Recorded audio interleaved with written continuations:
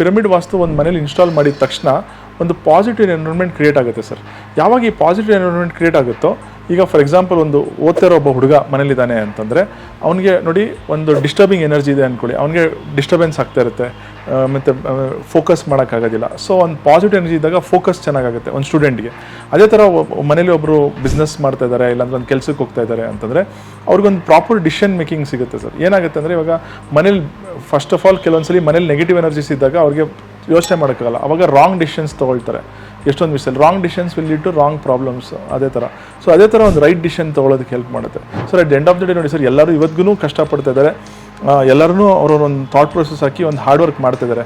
But ನಮಗೆ luck ಮತ್ತು supporting energy positive ಇದ್ದಾಗ ಡೆಫಿನೆಟ್ಲಿ ಅವ್ರಿಗೆ ಎಲ್ಲ ಕ್ಷೇತ್ರದಲ್ಲೂ ರಿಸಲ್ಟ್ಸ್ ಬಂದೇ ಬರುತ್ತೆ ಸರ್.